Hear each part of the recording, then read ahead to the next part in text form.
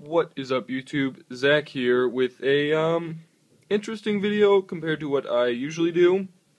This may look like a random assortment of cards, but they are actually set up in a specific order that I want to talk about today with you guys, obviously.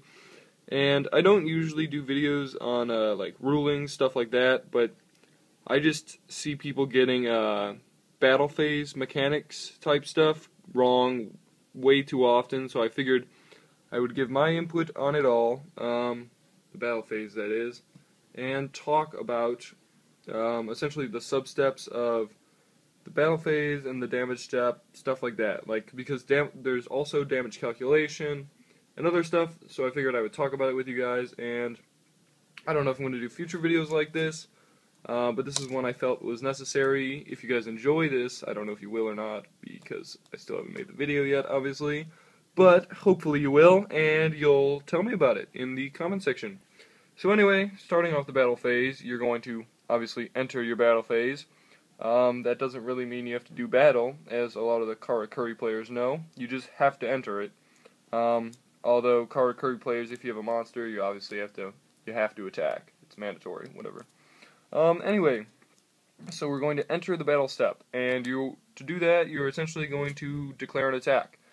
In response to attack declarations, you can activate your cards like Deep Prison and Mirror Force. That's about it. You just essentially activate cards in response to the attack. You can also activate cards like Forbidden Lance, but you can also save that for later. We're going to proceed to the damage step after attack declaration has been made, assuming the monster isn't destroyed by Dimensional Prison or Mirror Force or whatever.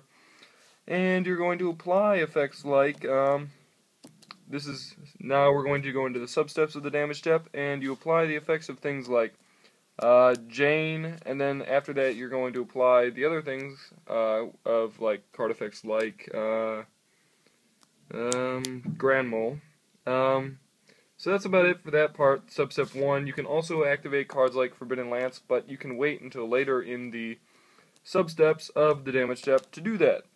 So in sub-step 2, you are going to flip face downs, face up. So this may include cards like Snowman Eater, but he's over here for a specific reason. Or continuous card effects such as Light and Darkness Dragon, or Jinzo, stuff like that. And those effects, continuous effects, then become applied. Flip effects will activate later.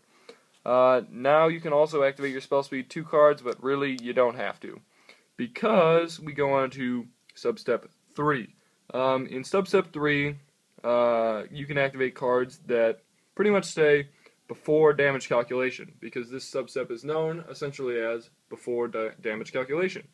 So you will see cards like Aaron, Ally Justice Cataster, and most commonly, in my opinion, is Forbidden Lance being activated, because this is before damage calculation. This is essentially your last chance to activate Lance. And then Jinzo and Aaron are obviously, they pretty much spell it out on the card text when they say before damage calculation. I don't know if you can... Yeah, it says before damage calculation. Hopefully you can pause that, read it, I don't know. But they pretty much say it on them. A lot of these cards spell it out for you. But I'm still making this video because I feel it is necessary. So, Substep 4, we proceed to damage calculation, and this is when you will compare attack and defense. Your specific card effects, such as Karibo, will apply now. During damage calculation, essentially the only cards, I'm saying essentially a lot today, I don't really know why, but the only cards you can really use are cards that specifically activate in the damage step, like Prideful Roar, and then cards that negate them. So these guys can pretty much be used whenever, as long as they're applicable. Like Lad will just activate all the time, if you have cards to activate then. This card, 7 Tools of the Bandit, can obviously only be activated in response to traps, but since it is spell speed 3, you can activate it in the pretty much any part of the damage step, including damage calculation, which is sub-step 4. Xian and Lagia also can be used. But moving on, if you destroy a monster during the damage calculation, which I just mentioned is sub-step 4, then no actual damage is applied. So say you activate Divine Wrath, I guess. Maybe of like a monster or something that activates in the damage calc. And the monster on the field is destroyed, then no actual battle damage will be calculated. Just thought you should know. Moving on, we'll go to substep 5, which is when the battle damage is inflicted. So say Spirit Reaper pokes you directly, this is when you would discard. It is in substep 5. And I think there are 7, so... Alright, so now in substep 6 is when we are going to resolve our effects. So you're going to apply the effects of things like DD Warrior Lady, and your flip effects will activate now, stuff like that.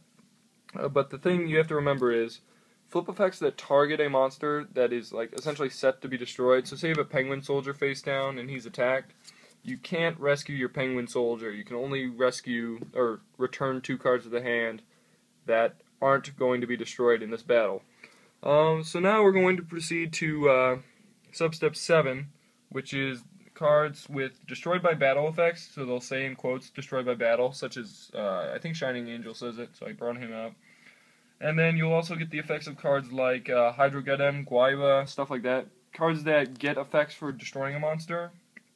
And your post-battle effects will also activate, like Zanji, Goblin Attack Force, stuff like that. And then throughout this whole process, there's loads of other Konami UD specific cards that activate. And you can't really know how much, like, how that card works unless you talk to a judge, because it can vary event to event. But after ending substep 7 of the damage step, you will then essentially be done with the battle, and you can now repeat and attack with all your other monsters if you choose to, or not. I don't know. Maybe you don't have any monsters. Anyway, this is my brief, 7-minute explanation of the battle phase, damage step, etc. Mostly damage step, though, because in my opinion that's the most important part. It's what people get wrong. I see people Forbidden Lance in the main phase. I just don't understand that. So, hopefully this helps you. Maybe you can use this information at your next local, regional, YCS, whatever. I'd love to know what you guys think. If you guys want me to do more, let me know. Otherwise, I just won't. So rate, comment, and subscribe below, and I will see you guys next time.